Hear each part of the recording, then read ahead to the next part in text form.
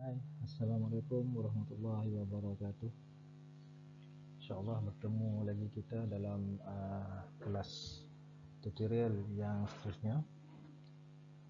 InsyaAllah hari ini saya akan sambung untuk bab yang ketiga, iaitu tajuk berkaitan Islam di Malaysia.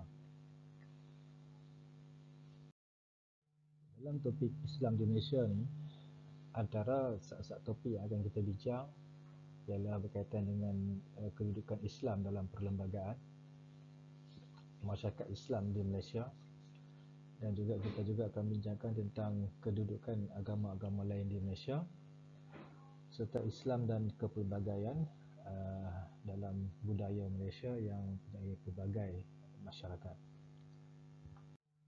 Okey, jadi topik yang pertama, apakah itu agama dan apakah itu kepercayaan?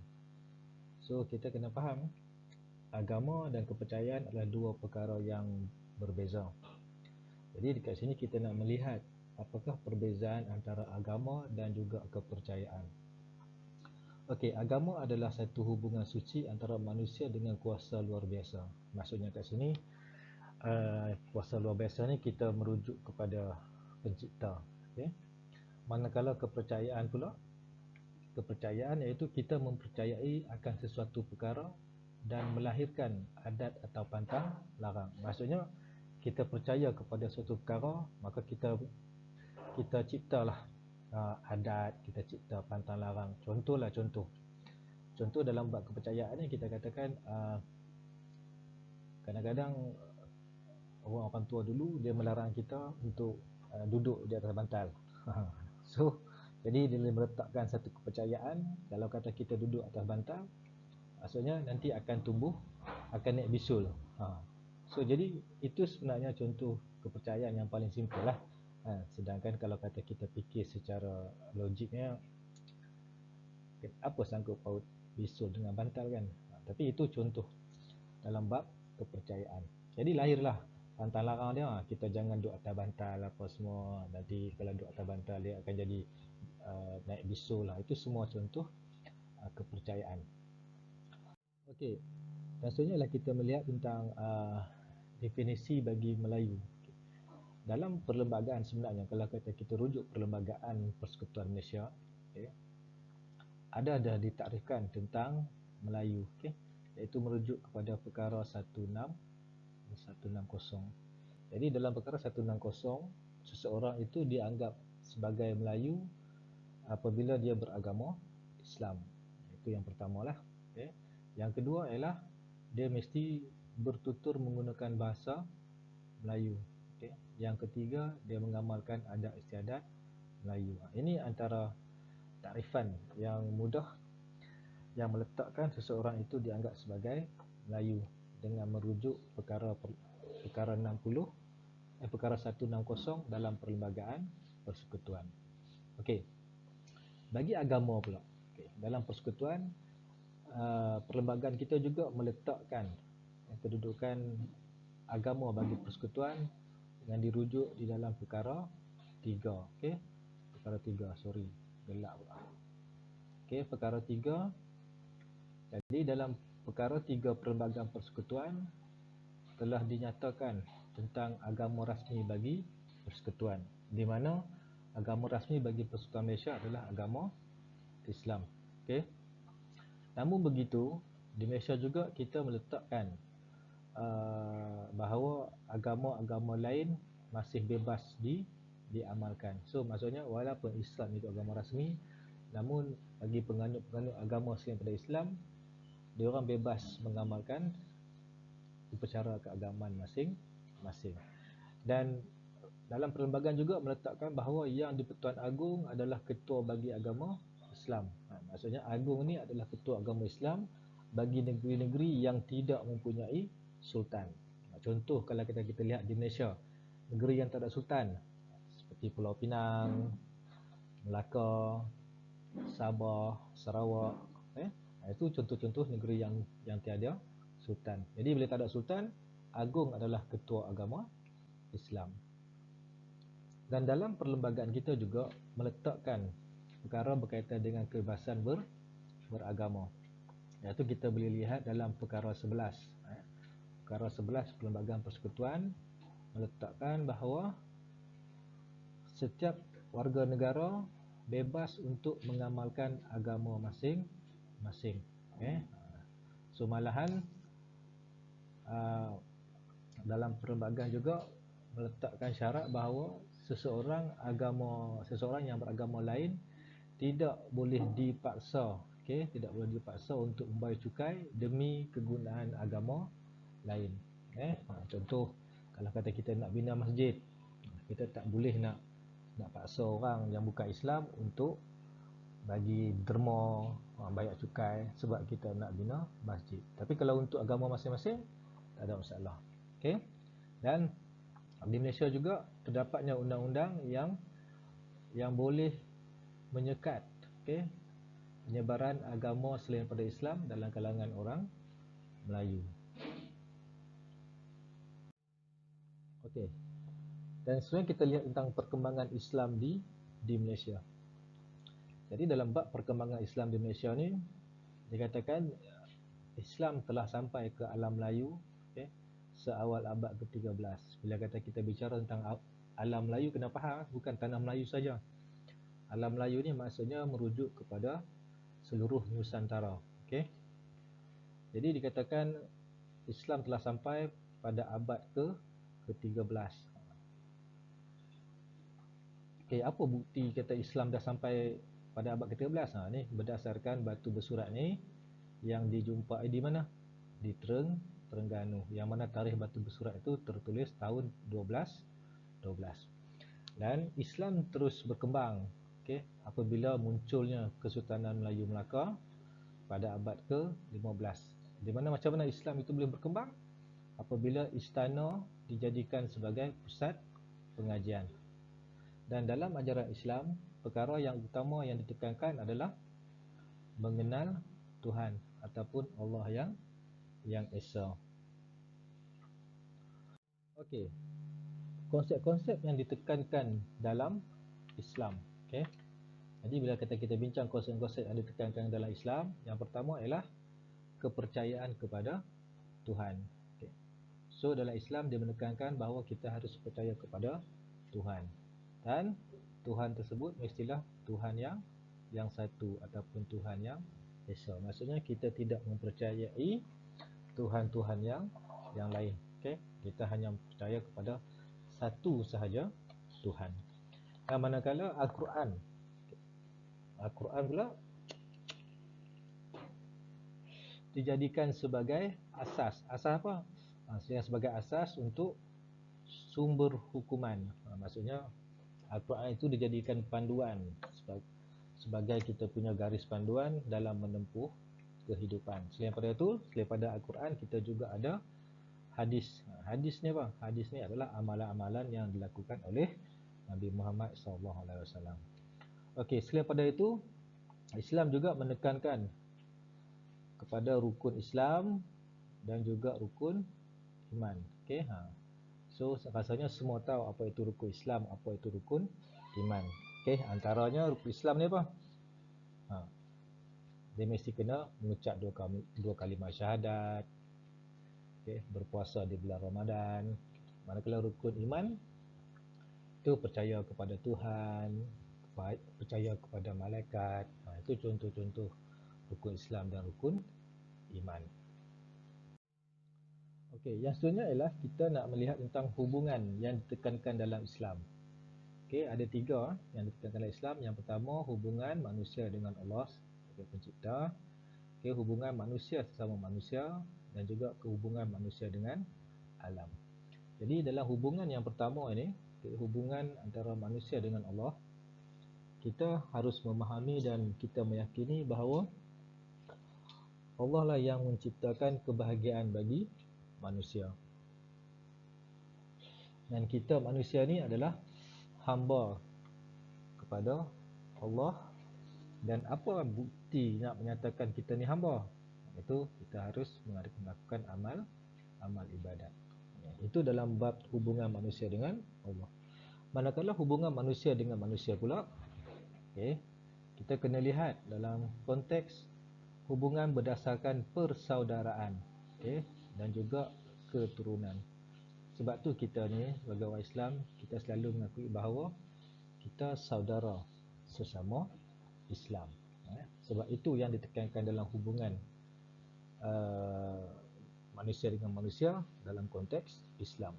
Dan Islam juga tidak menekankan kepada perbezaan warna kulit, tidak menekankan kepada perbezaan bahasa, dan tidak menekankan kepada perbezaan tempat dan juga agama.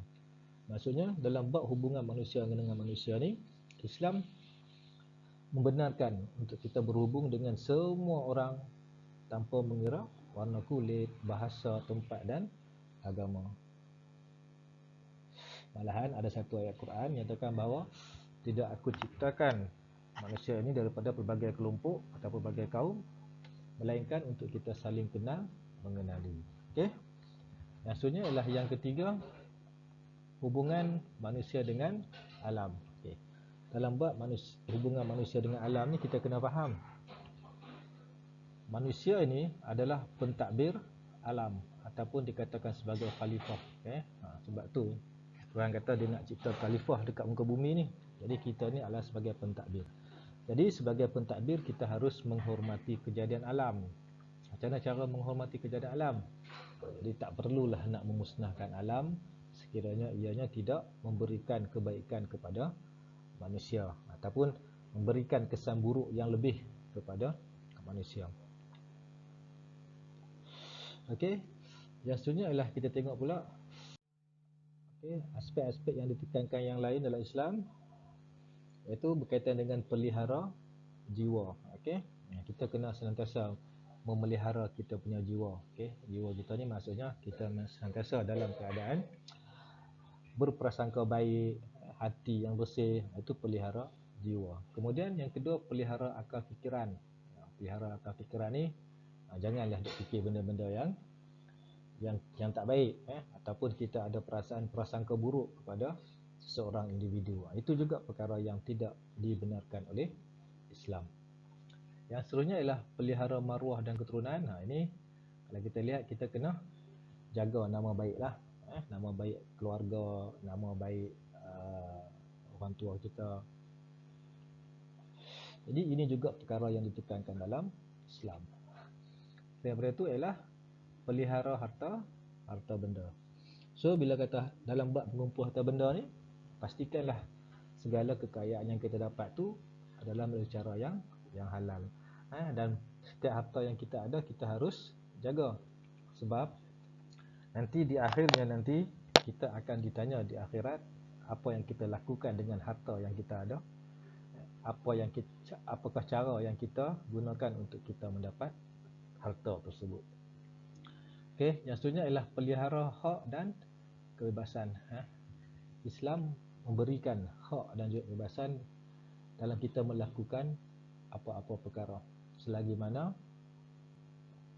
ianya tidak melanggar batas-batas yang ditetapkan oleh agama. Contohnya dalam bab berpakaian, kita pakai seluar pendek. Walaupun Islam membenarkan kebebasan, tapi seluar pendek yang bagaimana yang tak dibenarkan oleh Islam? Contoh yang lebih tinggi daripada lutut seluar dia. So yang tu tak dibenarkan oleh Islam. Okey, yang seterusnya ialah kita tengok asas hubungan dalam Islam. Dalam bab asas hubungan dalam Islam ni, yang pertama kita ada al-ta'aruf, iaitu kenalan. Maksudnya kat sini, manusia dijadikan oleh Allah Subhanahu Wa Taala, dan paras rupa dan warna kulit berlainan. Sebab apa? Sebab untuk kita saling kenal, mengenali. Dan Islam juga sangat melarang kepada permusuhan, dan kita seharusnya mengelakkan sikap ataupun sifat salah faham dalam kehidupan kita. Yang kedua ialah al-ukhuwah. Al-ukhuwah ni maksudnya apa? Persaudaraan. Okey. Jadi dalam bab persaudaraan ni kita kena memahami bahawa Islam sangat melarang dalam tindakan kita memutuskan hubungan persaudaraan. Jadi Islam sangat melarang keras.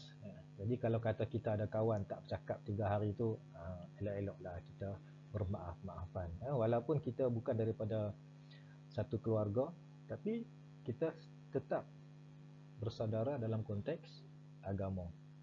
Yang ketiga ialah al-ta'un. Al-ta'un ni saling bekerjasama. Maksudnya kat sini apa? Kita ni sebagai manusia, kita tak boleh nak hidup seorang-seorang. Jadi kita perlukan individu lain dalam kita punya kehidupan. Dan sebab itulah dalam Islam dia menganjurkan kita saling bekerja sama. Jadi bila adanya sifat saling bekerjasama, maka akhirnya akan melahirkan masyarakat yang penyayang. Okey, yang keempat kita ada al-tafahum, iaitu saling memahami. Okay. Dalam bab saling memahami, kita kena faham setiap manusia dia ada kerenah masing-masing. Okay. Jadi kerenah inilah kadang-kadang yang membentuk perbezaan. Namun perbezaan ini akan dapat kita atasi sekiranya kita saling faham memahami antara satu sama lain.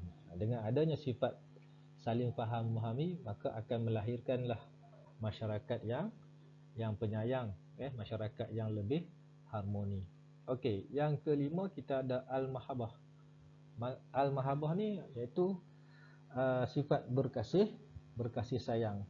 Okey, kita kena faham kasih sayang ni, rasa sayang ni adalah anugerah Allah. Sebab kita meyakini bahawa Allah Maha Pengasih, Allah Maha Penyayang. So kita juga dianugerahkan perasaan kasih dan juga perasaan sayang. Jadi dengan adanya perasaan kasih, perasaan sayang ni, dia akan dapat mengeratkan hubungan. Jadi dalam bab ni kita tak adalah perasaan dengki, perasaan benci terhadap seseorang ataupun kelompok ataupun masyarakat ataupun kaum, sebab Islam sendiri menekankan kepada berkasih sayang.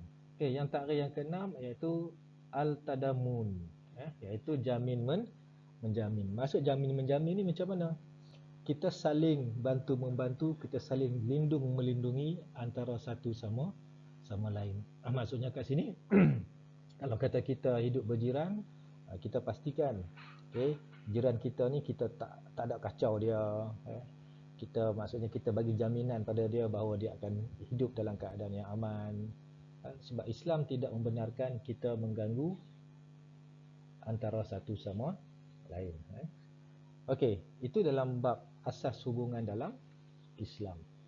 Okey, yang seterusnya adalah kita tengok pula perayaan dalam kalangan orang Islam. Perayaan ni saya rasa tak payah cerita banyak sebab kita ni semua orang Islam. InsyaAllah kita dah tahu dah tentang perayaan Islam. Tapi saya ceritakanlah sikit sepintas lalu. Okey, kita kat sini ada 5 perayaan. Yang pertama kita ada Aidil-Adha, Aidilfitri, Ma'al Hijrah, Maulidur Rasul dan juga Nuzul Quran. Jadi Aidil-Adha ni satu perayaan sempena memperingati pengorbanan Nabi apa? Nabi Ibrahim. Apa pengorbanan dia? Dia sanggup mengorbankan anak dia untuk disembelih. Okey, yang kedua ialah Aidil-Adha, iaitu hari mana kita meraihkan kemenangan setelah sebulan kita menghadapi ujian dalam bab berpuasa. Okey, manakala Ma'al Hijrah pula ialah hari di mana kita meraihkan umat Islam yang berhijrah daripada Mekah ke Madinah. Dan kita kena faham hijrah ini sepatutnya kita kena terapkan dalam kehidupan kita, iaitu kita harus berhijrah daripada yang buruk kepada yang baik kepada yang lebih baik. Okey, manakala Maulidur Rasul pula ialah hari kita memperingati kelahiran Nabi Muhammad SAW. Yang kelima kita ada Nuzul Quran, iaitu kita meraihkan hari sempena turunnya Al-Quran, yang mana Al-Quran ini diturunkan pada 17 Ramadan. Yang seterusnya adalah kita tengok kedudukan agama-agama lain di Malaysia. Antaranya kita akan bincang insyaAllah agama Buddha, agama Kristian, Animisme dan juga agama Hindu. Okey, pertama kita bincang pasal agama Hindu. Agama Buddha. Sejarah agama Buddha ni kalau kita lihat, ini adalah antara agama terawal yang sampai ke alam Melayu. Okey. apa bukti bahawa tanah Melayu ni ada wujud agama Buddha? Antaranya ialah kewujudan candi-candi Buddha yang terletak di Lembah Bujang dekat Kedah. Okay. Dan sekarang kita dapat lihatlah, contoh masyarakat Cina yang beragama Buddha, masyarakat Thailand atau masyarakat Siam yang beragama Buddha, semuanya yang berada di mana? Di Kedah, Perlis dan juga Kelantan. Okay. Dan sejarah agama Buddha, di mana agama ini diasaskan oleh Siddhartha Gautama, iaitu seorang putera raja India yang mana dia cuba untuk hidup secara abadi. Dan dikatakan agama Buddha ini adalah agama yang mencari kebenaran, di mana hasil pertapaan oleh Gautama tadi, maka lahirlah agama Buddha. Dan dalam agama Buddha, dia menekankan beberapa perkara ke dalam kitaran hidup, antaranya sila, renungan, kesedaran. Dan kalau kita lihat di Malaysia, kebanyakan masyarakat Cina berpegang kepada ajaran Taoism, Confucius dan juga penyembahan nenek moyang. Itu tentang masyarakat Cina, selain daripada agama Buddha lah. Okey, ini antara antara perkara-perkara yang akan kita bincang dalam fahaman Confucianisme. Tapi saya tak cerita panjang lah, saya cerita sekali imbas je. Okey, yang detail awak insya-Allah boleh tengok dalam buku. Okey, fahaman Confucianisme diasaskan oleh Kungfuza yang lahir pada tahun 551 sebelum Masihi. Jadi dalam fahaman ni, dia menekankan kepada falsafah moral dan sosial. Jadi apa yang ditekankan adalah berkaitan dengan tingkah laku yang mempunyai nilai-nilai abstrak. Abstrak ni apa? Maksudnya tingkah-tingkah laku yang kita tak boleh bagi kat dia nilai dalam bentuk angka. Tapi penilaian kita dalam bentuk abstrak, sama ada dia baik atau tak baik. Okey. Contoh kasih sayang, keamanan, keharmonian, kemanusiaan, kebijaksanaan, keberanian dan juga kesetiaan. Ini contoh-contoh tingkah laku yang dinilai dalam fahaman Confucianisme. Okey, yang pertama dia ada antara konsep-konsep yang diamalkan oleh fahaman ni, iaitu yang pertama fahaman kekeluargaan. Okey, itu nanti awak boleh baca lanjutlah. Yang kedua ialah konsep ketaatan anak. Ini dalam bab anak menghormati ibu bapa. Konsep yin dan yang, iaitu maksudnya ada unsur-unsur baik dan unsur tak baik, unsur harmoni, keamanan apa semua tu, unsur negatif dan juga unsur positif. Yang keempat ada konsep jin, iaitu berkaitan dengan bagaimana cara untuk membentuk individu yang bermoral tinggi. Kemudian ada konsep Junzi, maksudnya kat sini konsep manusia benar. Kalau dalam Islam kita ada konsep insan kamil. Hari sekali kita ada konsep Li. Li ni maksudnya apa? Kesopanan dan kesusilaan. Maksudnya kita harus mempunyai sikap-sikap yang baik, bersopan santun.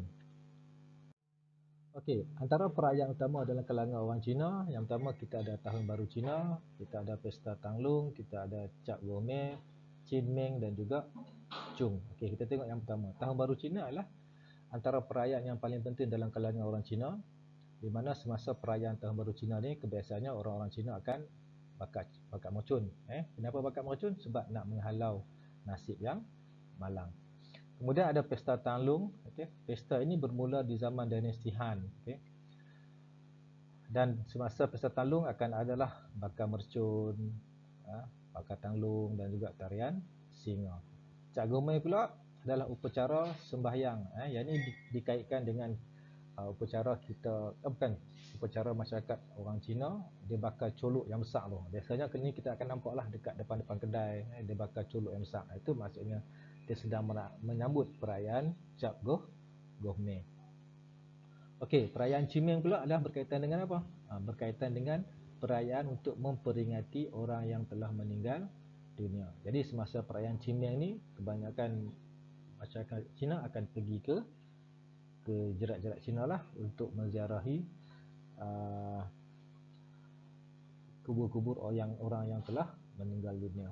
Okey, kemudian kita ada perayaan Chung, iaitu perayaan Chung adalah satu perayaan untuk memperingati Wan. Siapa Wan ni? Wan ni dia adalah seorang tokoh politik dan juga penyair, yang mana dia ni adalah antara tokoh yang menentang kezaliman pemerintahan kerajaan Cina. Jadi untuk memperingati diorang, adakanlah dragon boat. Okey, yang seterusnya ialah agama Hindu.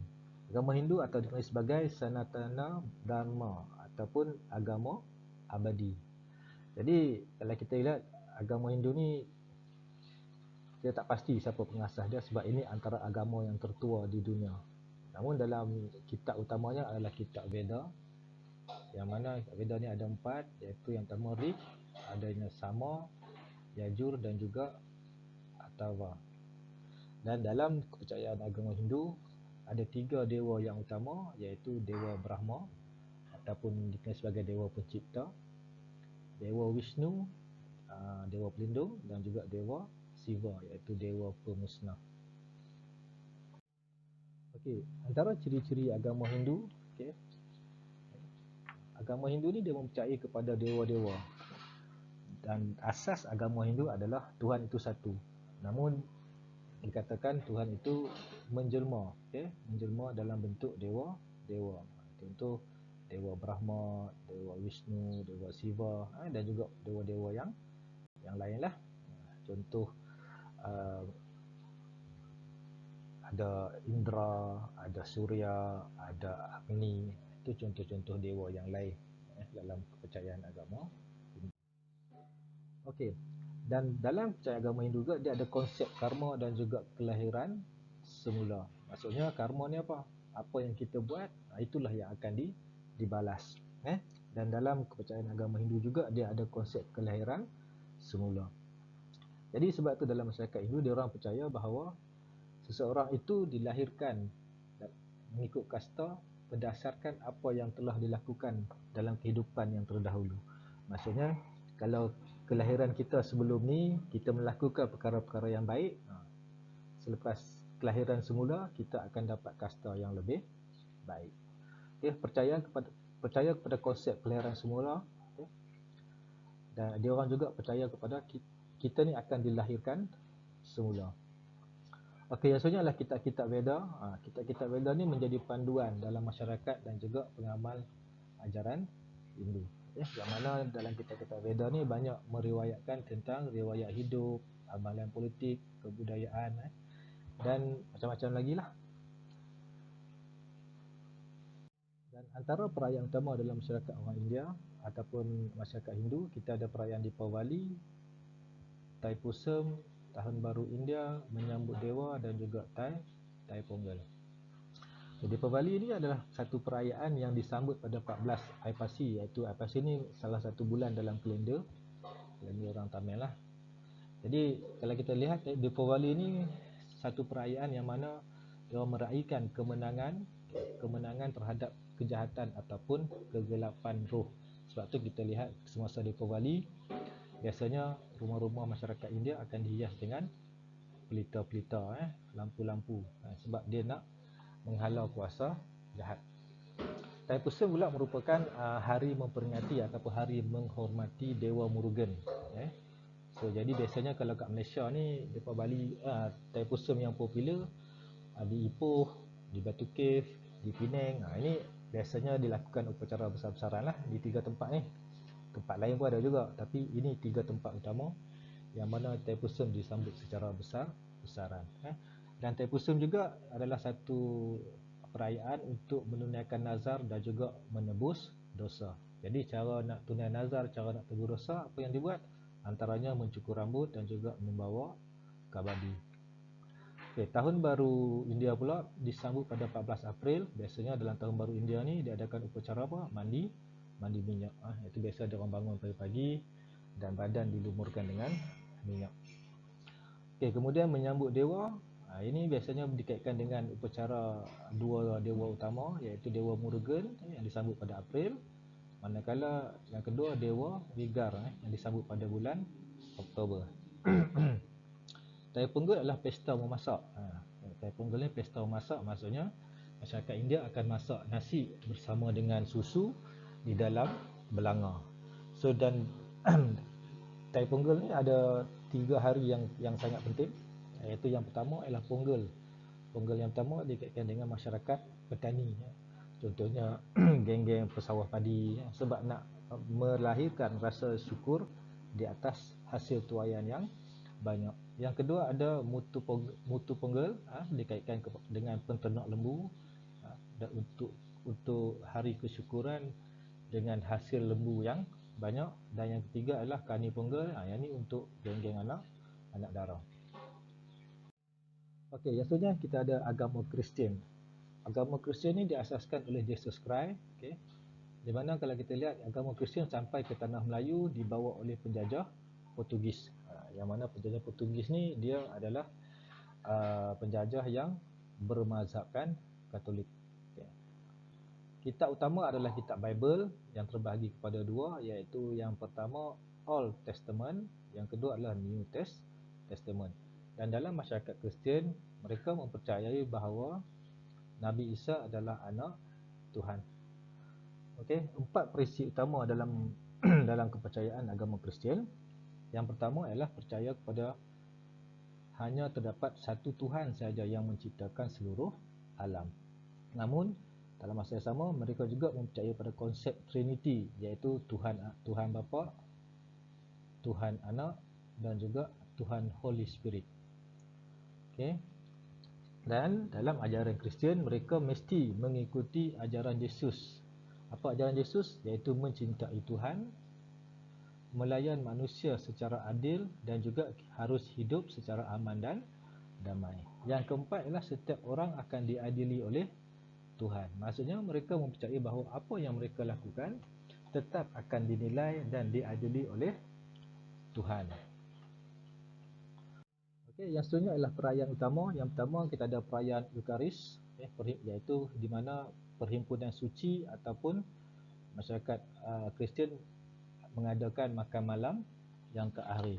Jadi makan malam yang terakhir ni kalau kita lihat biasanya dihidangkan dengan roti serta wine, sebagai tanda perpaduan antara penganut-penganut agama Kristian. Yang kedua ada perayaan Christmas, perayaan memperingati kelahiran Nabi Isa, dan mereka percaya Nabi Isa adalah anak Tuhan, di mana Nabi Isa ni mengorbankan dirinya bagi menebus kesalahan-kesalahan yang dilakukan oleh manusia daripada generasi ke generasi. Dan biasanya semasa perayaan Christmas akan adalah pokok-pokok hiasan ni, iaitu pokok Christmas. Yang ketiga adalah perayaan Good Friday, yang mana perayaan ini masyarakat Kristian memperingati peristiwa iaitu Tuhan disalib, dan mereka percaya bahawa Jesus Christ selepas disalib dihidupkan semula pada hari Ahad yang berikutnya.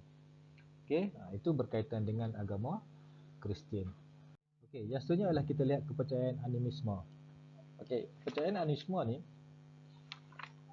ia merupakan satu kepercayaan yang mana mereka meletakkan satu keyakinan diri, satu kepercayaan bahawa setiap benda yang ada di dunia ini mempunyai semangat ataupun roh. So dia tengok pokok, dia kata pokok ada semangat, ada roh. Tengok matahari, matahari dia kata ada semangat, ada roh. So jadi itu yang dinamakan sebagai animisme. Maksudnya setiap benda yang ada di dunia ini akan mempengaruhi kehidupan mereka. Okey, yang pertama kita lihat animisme di Sarawak, kita tengok tentang masyarakat Iban. Okey, dipengaruhi unsur Hindu Buddha, maksudnya ada juga unsur-unsur Hindu dan Buddha, yang mana dalam kepercayaan masyarakat Iban, contoh kita ambil upacara miring. Miring ni macam mana? Miring ni adalah upacara jampi serapah untuk menolak bala. Dan masyarakat Iban ni dia orang sangat berpegang kepada pantang larang. Selain pada itu, masyarakat Iban juga percaya kepada taksiran mimpi. Maksudnya bila kata mimpi dia mesti ada clue ataupun ada orang kata apa? Ada sesuatu perkara yang harus dipertimbangkan berdasarkan mimpi tersebut. Yang kedua kita ada masyarakat Melanau. Masyarakat Melanau percaya kepada kuasa gaib dan kuasa luar biasa. Dan mereka juga mempercayai bahawa bumi ini ada 3 lapis, iaitu lapisan atas, pertengahan dan juga bawah. Dan terdapatnya unsur baik dan unsur jahat, serta mereka percaya kepada makhluk-makhluk halus yang dikenali sebagai jin, ipuk, amok. Ini contoh-contoh makhluk halus yang menjadi kepercayaan masyarakat Melanau. Dan biasanya mereka akan menggunakan khidmat, dukun dan juga bomoh. Okey, yang seterusnya ialah kepercayaan animisme di Sabah. Kita tengok kepada masyarakat Kadazan. Okey, percaya kepada syurga dan neraka. Namun kalau kita lihat masyarakat Kadazan ni, mereka juga mengamalkan upacara-upacara pemujaan. Contoh adanya pesta keamatan, pesta menuai. Yang mana pesta menuai ni atau pesta keamatan ni merupakan salah satu upacara pemujaan untuk meraihkan ataupun untuk mengucapkan rasa syukur di atas hasil yang telah dikurniakan. Dan selain daripada itu, mereka juga ada bomoh perempuan yang dikenali sebagai bomoh hizam. Okay, manakala masyarakat Bajau pula percaya kepada jin, yang mana jin ini dianggap sebagai satu makhluk yang mempunyai kuasa luar biasa. Dan mereka juga percaya pada konsep tulah. Tulah ni maksudnya apa? Sesuatu yang buruk ataupun malapetaka apabila kita melanggar adat ataupun peraturan. Itu antara kepercayaan-kepercayaan masyarakat di Sabah yang kita kenal sebagai kepercayaan animisme. Okey. So untuk setakat ini, bab yang ketiga, inilah kita punya topik yang saya bincangkan, topik berkaitan dengan Islam di Malaysia. Kesimpulannya di sini bahawa walaupun Islam itu adalah agama rasmi di Malaysia, namun begitu dalam perlembagaan kita juga membenarkan agama-agama lain untuk diamalkan dengan secara yang bebas serta aman dan damai. Okey, cukup untuk setakat ini, dan sekiranya ada soalan boleh WhatsApp saya ataupun kita berbincang semasa sesi kelas online. Okey, terima kasih banyak-banyak. Assalamualaikum warahmatullahi wabarakatuh.